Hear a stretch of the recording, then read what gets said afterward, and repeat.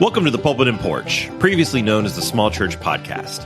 I'm Tony Marr, and with me is my friend Robert Kell. Hey everyone, we're glad you're here. The Pulpit and Porch is where we kick back, put up our feet, and talk about real life stuff of ministry, faith, community, and maybe a little sports and pop culture. Yeah, if you're expecting a perfectly polished sermon, you're probably in the wrong place. We're more about those honest heart-to-heart conversations, like the ones you'd have on the front porch with friends. Sometimes we stay on track, and sometimes we take the scenic route. That's half the fun, isn't it? Here we tackle the highs, the lows, and the in-betweens of church and of life. Every now and then, we'll welcome a few friends to the front porch and share stories and ideas that might just change the way that you see things. So whether you're a pastor, a church leader, or just someone who loves the church, pull up a chair, grab some sweet tea, and let's dive in. Welcome to the Pulpit and Porch. We've got a seat waiting for you.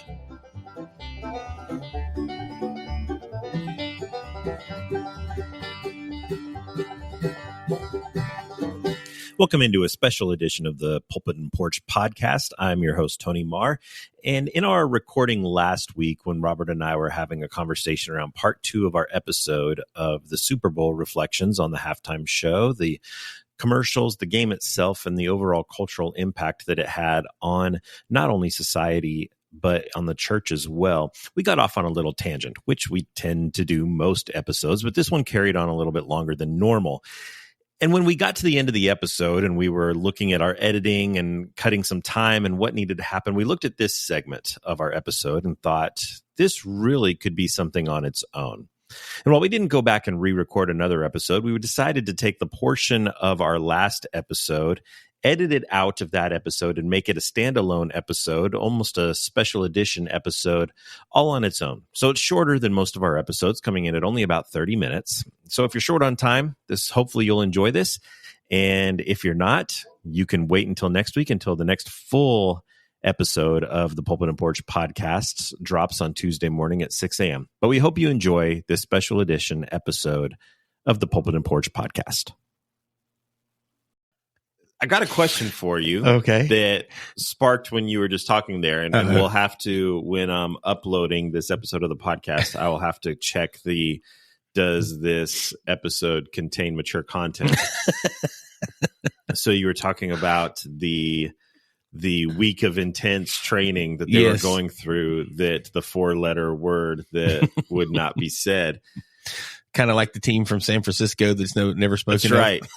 The number one song on the Christian music charts right now is Brandon Lake. Oh, yeah. Hardfought Hallelujah. Hardfought Hallelujah. And in the chorus of that, he says, hard-fought, heartfelt, been through hell. Yeah. Hallelujah. Do you think that first off, I would say, what were your initial reactions when you first heard that? And did it make you think, whoa, he just said what he said? Or did you think, no, that's becoming more culturally acceptable within the context of it? Is that okay? Or is there an issue with that? This could probably be an episode on its own. I mean, I just threw something out of left field. Oh, and I could go on a tangent right now that I could probably talk for the next hour. Like scripturally. Like I'm struggling through some of just the words we use and what's culturally acceptable. Pat McAfee, who I think is absolutely hilarious, and I think he is such a gem in the sports world right now. Him and Nick Saban together is like royalty to me. I mean, in the sports world. So I'm just crazy thankful for him. But his show opens up is like, you're going to hear language on this because get over it, people. It's 2025. Adults talk this way. Kylie Kelsey, is that? Yeah. Jason's wife. She has a podcast that she talks about, like, my kids hear the F-bomb all the time and they understand that there are adult words and they get in trouble when they say it, even though Jason and I say it and they hear it from Uncle Travis. And she's never said, Aunt Taylor says it, but I mean, like, all those things. So to get back to Brandon specifically, one, oh my goodness, he's just, I love so many of his songs, and I love Gratitude. I can listen to so many of his songs just on repeat. And so I really enjoy him. The tension for me, and I don't know how guys do this, and guys is a very just collective term. I don't know how artists do this all the time. Chris Tomlin, seemingly everything he writes, he tries to write it through a worship perspective. And I'm dating myself here because if Chris showed up at the Passion Conference, they'd be like, who's the old man? I mean, it's just like nobody would have. I mean, I don't know if people would even really know who he is anymore. But like, I think when these guys get incredibly popular, it's hard to and they're just writing songs and raising an artist who literally has a stack, probably 3 or 4 feet high, of just these books of songs that he's written. And literally, I mean, it's hundreds of songs that he's written. Everything that comes out of his heart is not just this song that you and I, as pastors and leaders, would want our worship team, or both of us, even as musicians, if we were standing on stage, that we wouldn't want to close a service out with it. Doesn't make it a bad song. It just isn't something that I think always needs to be put into the worship set list. And that's probably where I'm at with this. To kind of step into like that space for him, I don't think he's cursing. I think that sometimes people can just go, I have been through hell. I mean, I have been through a really hard season. And I know that we're more comfortable with saying I've been through a really hard season, and somebody go, yeah, you have, you've been through, I think that people could really do that. At the end of the day, I mean, if somebody says, what the heck? And I mean, and they're throwing that phrase out there. I mean, I understand that, like, they're probably not talking about eternity and, those types of conversations and things like that. So, the song itself, I don't know that I have a huge issue. The conversation for me is, I think we could start talking about Peter when he denies Jesus and, denies him twice. And on the third time, he actually starts cursing and like, because he knew it would distance him from Jesus. I think we could talk about let no unwholesome talk come out of your mouth. People would go, yeah, but words are just words. And I'm going, then why are you offended when some people say some words and you're not offended when people say others? And so I just think there's a lot of conversation that could really come out of that I literally like right now, I could spend an hour just talking about that. So for me, I don't hate the song. I think he's a recording artist. And we were talking about Jelly Roll before. He just re-recorded it with Jelly Roll and re-released it with him. And I think that it's just one of those things that it's probably the song itself, I think, has a good sentiment. I don't want our worship team playing it on a Sunday morning. What about you? Because I'm intrigued to hear your thoughts on this as well.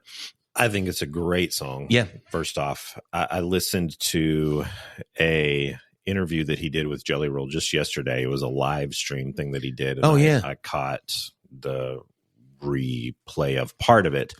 And Jelly Roll, who I'm not familiar with at all. Buddy of mine that I've actually, he was a musician, but he was kind of getting started.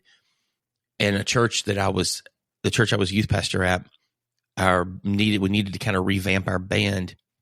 And this guy came in and he would sit in my basement playing piano. And I just watched him, and this one girl was there, and he's like, hey, can I borrow your violin for a week? She's like, sure.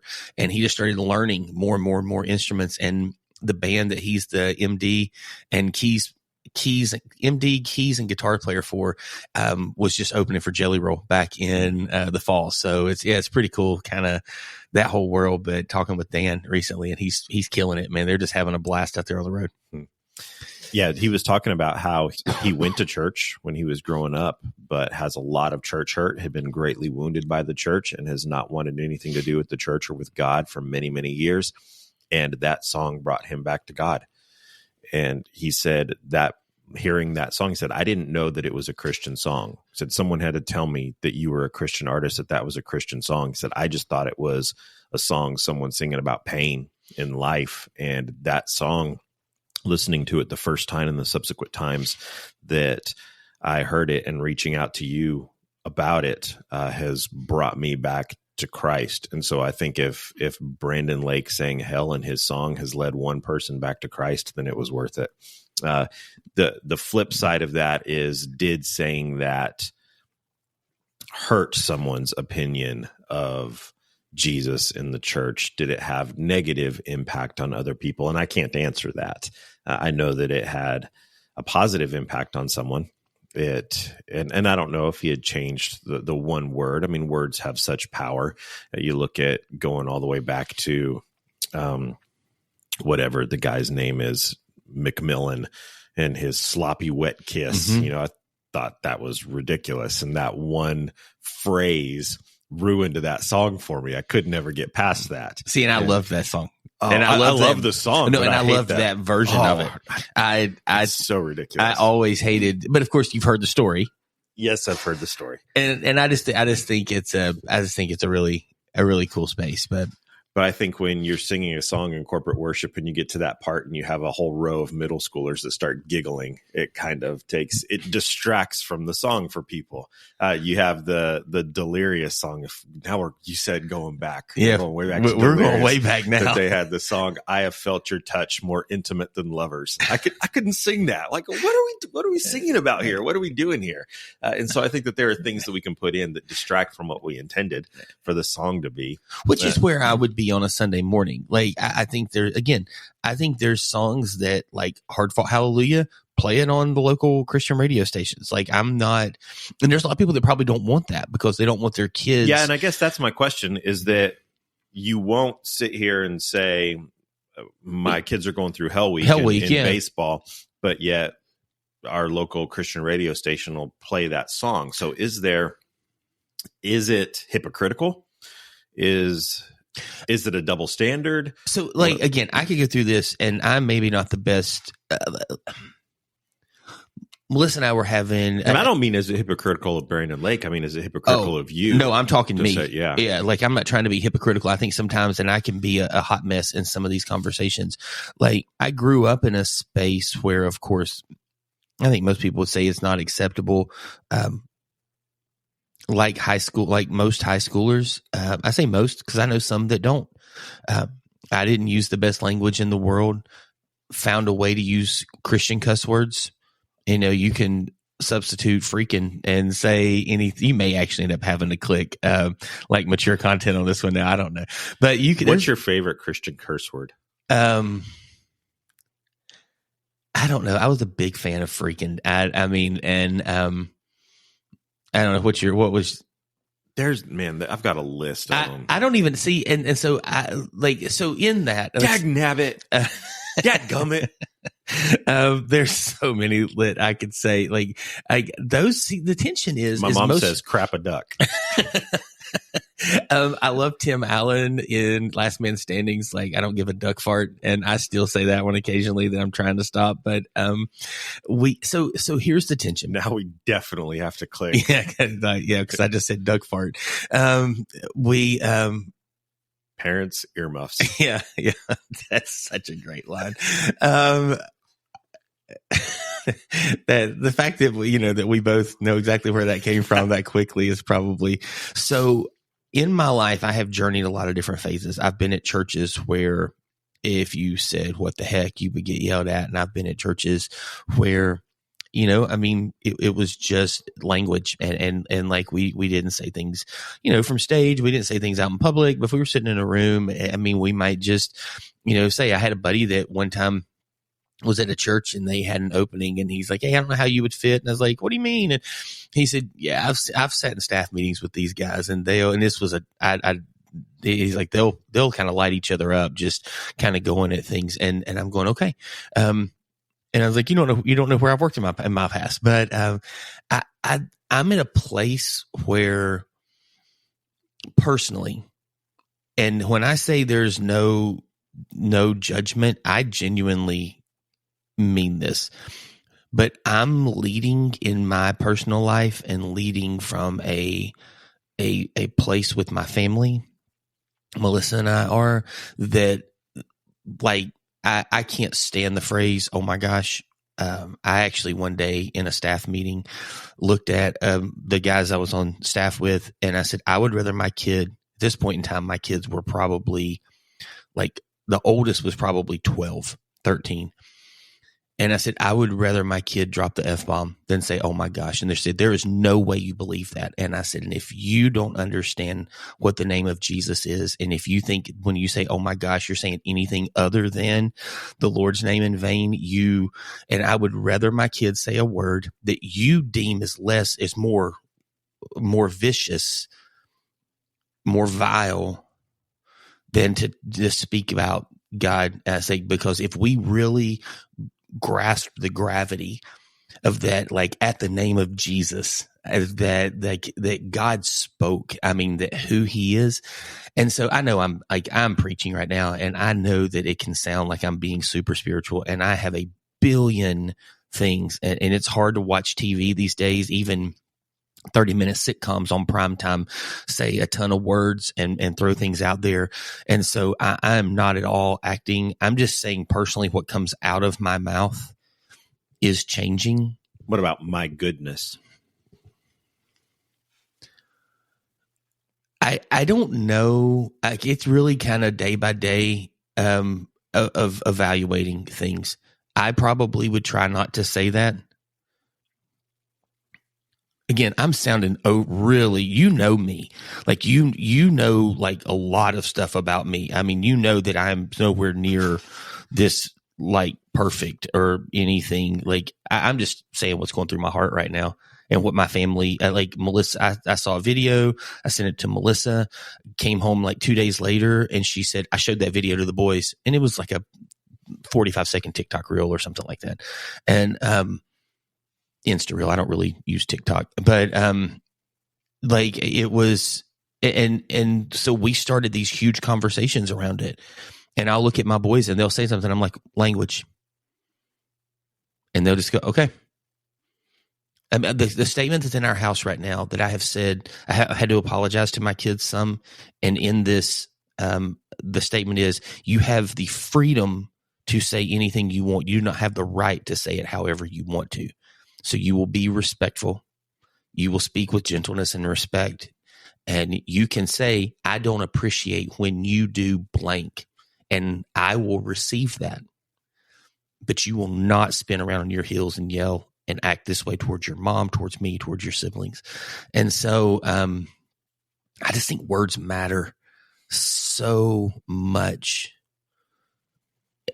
And I don't think Brandon was cursing when he said that word in that way. And that's why you're saying, you know, what about, oh my goodness, or my goodness, or something like that. I guess intent, and you can say words sometimes and the intent be different than it's there. But like when somebody walks into a room and something happens, it's like, oh my gosh, I'm like, there was only one intent for that.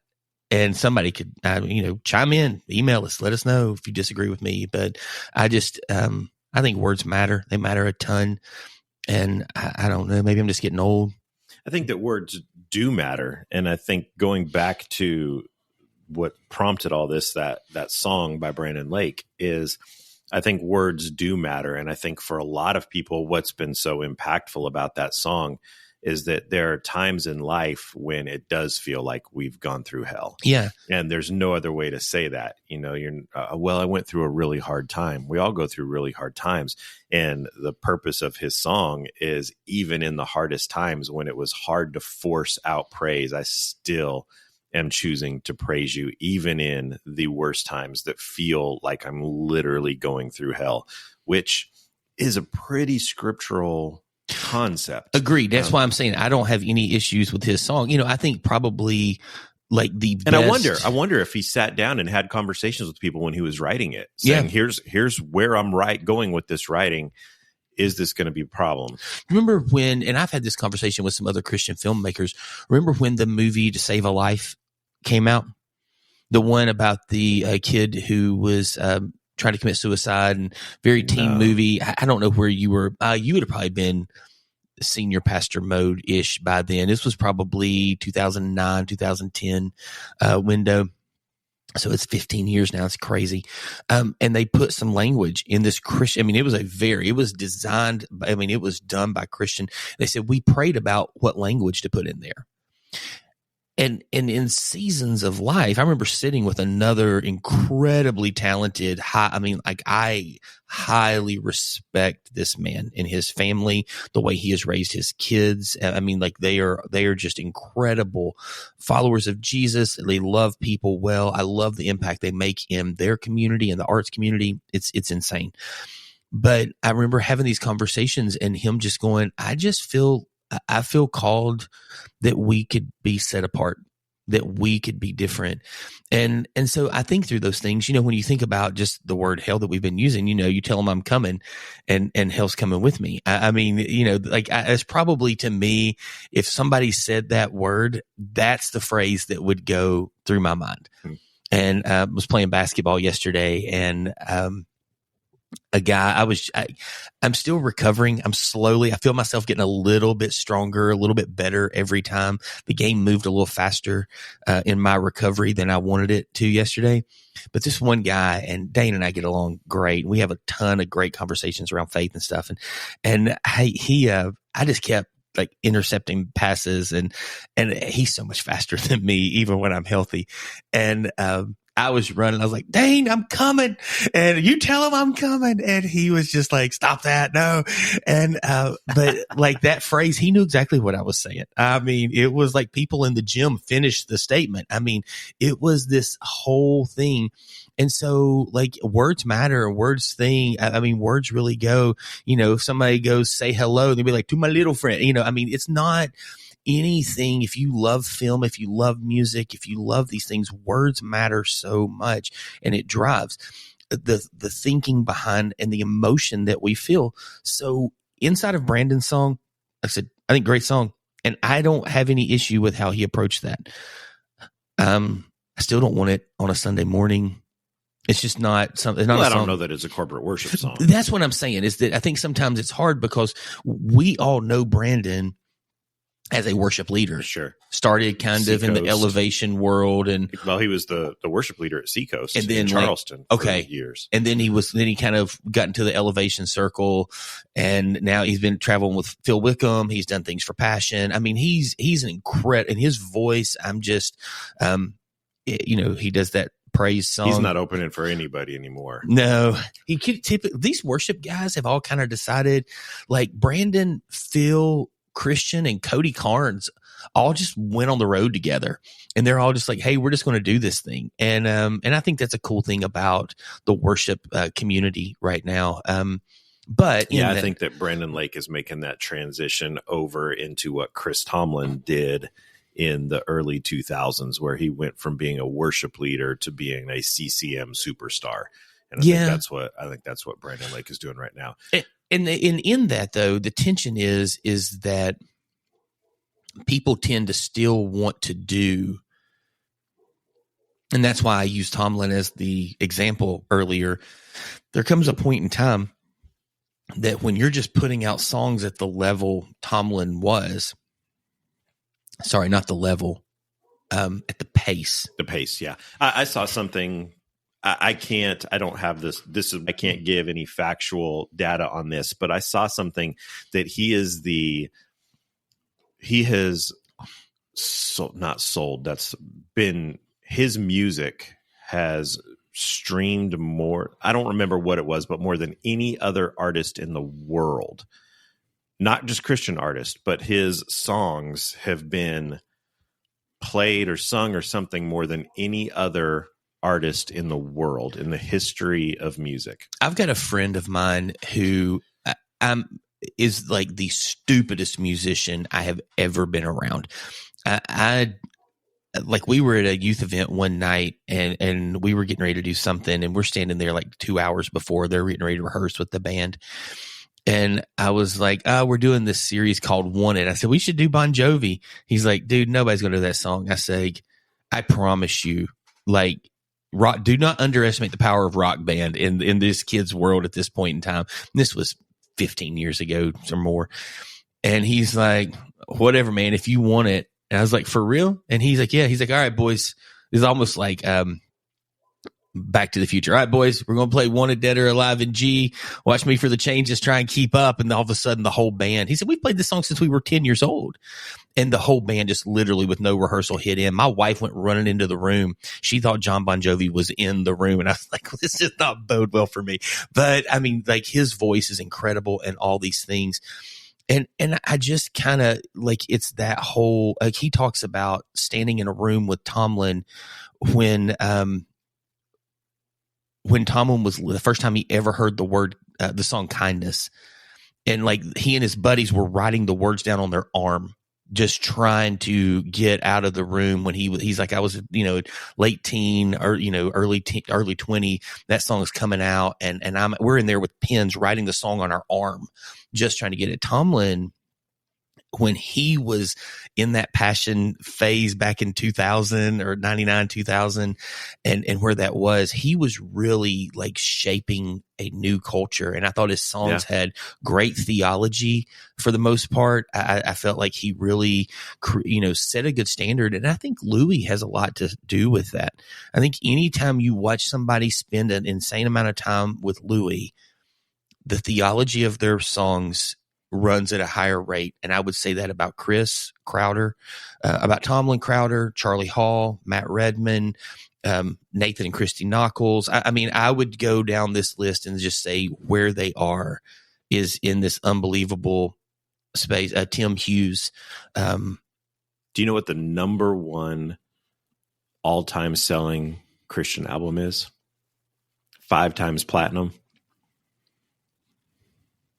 I have no clue. Baby, baby. Amy Grant, Heart in Motion.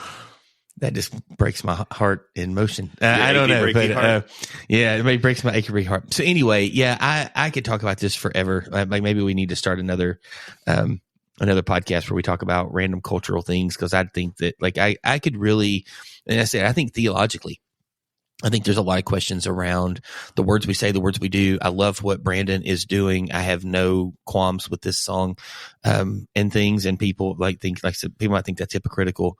I think that when we talk about the scriptures, there's things that are uncomfortable sometimes. And I think this is a moment where he stepped into some of that uncomfort and it challenged. Did I say this on I think I did. I don't know. I've shared this a couple of times. It's just, but you spoke at our church for the first time. And it was incredible. And you talked about the sleeping Jesus. And I've told this story to several people. I even opened up this week with the welcome with it, talking about it. And there's moments when you were like, hey, when have you encountered a sleeping Jesus? And I'm just going, it feels so heretical when you say that, because Jesus can't be sleeping. He's God. He's everywhere. And it's just these moments where sometimes we forget about the humanity of Jesus, and we need to be reminded, and we need to be set in this place where we face a tension with how we're currently living versus what it means to really align our hearts to the Father. And I love that in the sermon you spoke and shared. I love that. I love that with songs like what Brandon's doing here. And I just think that good film, good art there's always a great place when people love God, love others, and are doing what they can through not just their life, but through their medium to make disciples. And Jelly Roll actually in an interview on his podcast with his wife said, I don't know what this looks like, but I think God is calling me, and eventually I will be a pastor.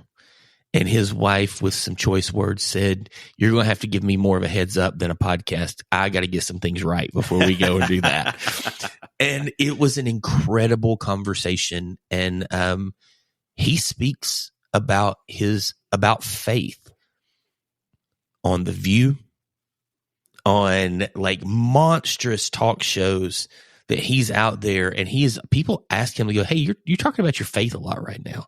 And he's just been in this tension of, I think if people understood what it really meant to follow Jesus, they'd realize that what they were taught most of their life is not what they're doing. Not what they should be doing different than they are. I'm sorry, I said that kind of poorly, but yeah, so I don't know. So all this talk about pop culture and culture in general, Christian culture, popular culture, let's have a quick word from our sponsor, and then we will jump into some more cultural things and talking about Super Bowl commercials. Hey, pastors, we know that the weight of ministry can be overwhelming. That's why Higher Ministries exists, to walk alongside you. From coaching to retreats and personalized care, we're here to support your calling and remind you that you don't have to do this alone. So visit higherministries.com today and discover how we can serve you as you serve others.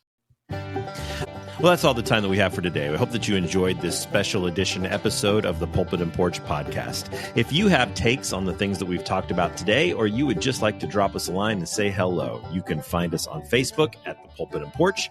You can find us on Instagram at the Pulpit and Porch, or you can visit us on the World Wide Web at higherministries.com. We do especially want a special thanks out to Higher Ministries. Without their support, this show wouldn't be possible. You can find us there, find more about us there, listen to past episodes. We also want to encourage you to like the Pulpit and Porch podcast, subscribe, and share our show wherever you listen to your favorite podcasts, and share it with whoever you would like. And so again, we want to thank you for listening. Hope you enjoyed this special episode of the Pulpit and Porch, and we'll see you back next week, Tuesday at 6 a.m. for a full-sized episode. Have a great rest of your week.